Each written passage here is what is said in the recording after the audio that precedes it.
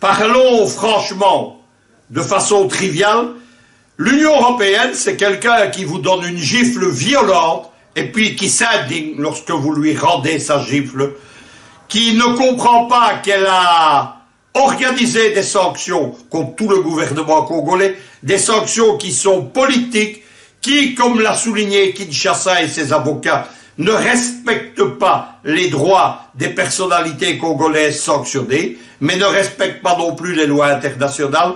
Toutes les unions régionales, dont la SADC, où pourtant Kinshasa et Kabila ne comptent pas que des amis, ont condamné ces sanctions. Ce que vient de faire l'Union européenne, en exigeant l'expulsion, parce que c'est bien de ça qu'il s'agit, du pays, de l'ambassadeur de l'Union européenne à Kinshasa, 3 jours avant l'élection du 30 décembre, eh bien, c'est un geste salutaire. Elle montre que le RDC est un État souverain et qui ne se laisse plus faire. C'est, comme le Burundi voisin, un exemple de la résistance africaine, à l'usage de tous les pays africains, au moment où beaucoup de chefs d'État africains sont malheureusement des collaborateurs zélés des Occidentaux. Derrière le renvoi de l'ambassadeur, c'est évidemment pas seulement Bruxelles, capitale de l'Union européenne, mais Bruxelles, capitale du néocolon belge, qui est sanctionné.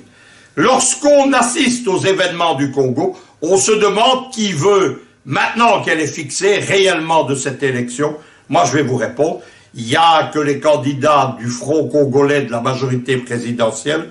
Eux veulent une solution, ils veulent des élections apaisées, ils veulent une transition qui soit faite de façon pacifique, mais autour d'eux, c'est pas ça qui se passe. Il y a la déstabilisation par le terrorisme et le crime, les attentats contre les entrepôts de la CENI, le retour des coups des groupes armés dans certaines provinces où les Nations Unies n'ont rien fait pour les neutraliser. Il y a aussi l'opposition officielle, cette opposition comprador, marionnettisée, maraboutisée par les Occidentaux. On annonce des opérations ville morte, on annonce des boycotts, on annonce des choses comme celle-ci. Derrière tout ça, il y a 2 hommes particulièrement qui se sont déployés. Ce sont les candidats, ex-candidats, puisqu'ils n'ont pas pu concourir de l'Occident. Ce sont les jokers des Américains, que sont Katumbi et Bemba, que Washington a sorti des prisons de La Haye à Scheveningen aux Pays-Bas. Eux, bien entendu, font tout pour que cette élection n'ont pas. Rappelons que Katumbi prônait le report des élections à 2020 sous contrôle des casques bleus. Il y a cette question de plusieurs provinces où le vote n'aura pas lieu, à Beni par exemple, mais il ne faut pas s'en indigner pour accuser le gouvernement congolais, il faut s'en indigner pour accuser ceux qui ont permis cela, l'inaction des casques bleus, l'inaction des Occidentaux vis-à-vis de tous ces groupuscules armés que l'on n'a pas laissé Kinshasa détruire. Il faut souligner surtout quelque chose, c'est que derrière la déstabilisation au Congo des élections, il y a une déstabilisation internationale. Elle est menée en particulier au travers d'une vaste campagne médiatique. Chaque jour, les médias aux ordres de l'Occident, Le Monde à Paris, financé par le milliardaire Georges Soros, son équivalent belge, la Libre Afrique, dépendant du grand quotidien belge, la Libre Belgique, les TV aux ordres de l'Union européenne, LCI, France 24 dépendant de Paris, ou encore Euronews ou Arte dépendant de Berlin, tous, chaque jour, accusent le gouvernement congolais de faillite.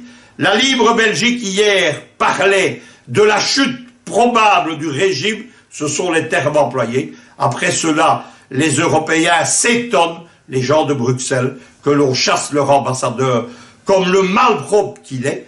Il y a une dernière chose qui est particulièrement grave, c'est qu'on commence à publier depuis 24 heures de faux sondages, des sondages bidons organisés par les ennemis de Kabila au Congo, qui donnent des résultats avec comme vainqueur Fayoulou qui est inconsistant électoralement, qui donne Tshisekedi deuxième, et seulement Shadari Ramanzani comme troisième candidat avec moins de 20%. Derrière ces sondages qu'il y a, j'ai dénoncé à de nombreuses reprises tous ces instituts de sondage bidons qui servent à déstabiliser l'Afrique, notamment les instituts dépendants de Georges Soros et de Mo Ibrahim. Il y a derrière ceci des sondages que la presse occidentale, notamment la Libre Afrique, présente comme concordants et donc fiables. Il y a commandé par l'Université de New York tout un programme, un sondage à l'Institut de sondage Bercy qui dépend des Occidentaux au Congo. Il y a un second sondage qui dépend de l'Institut Ipsos en Afrique du Sud. On sait que l'Afrique du Sud est hostile à Kabila, mais tous ces sondages vont à l'encontre de ce sérieux mené par le Conseil africain des médias. Rappelons quand même que le Conseil africain des médias, lors de plusieurs élections, a donné le résultat final, notamment à Madagascar lors du premier et maintenant du second tour. Eh bien, c'est la même chose. Le sondage du Conseil africain des médias, à l'inverse de ceux de Bercy ou d'Ipsos, eh bien, lui, il donne Ramazani vainqueur avec plus de 60%. Il fallait voir les foules considérables que celui-ci a rassemblées dans 25 sur 26 des provinces congolaises pour comprendre que la presse occidentale, elle ment aux Africains, elle ment aux Congolais, elle ment à l'opinion publique européenne.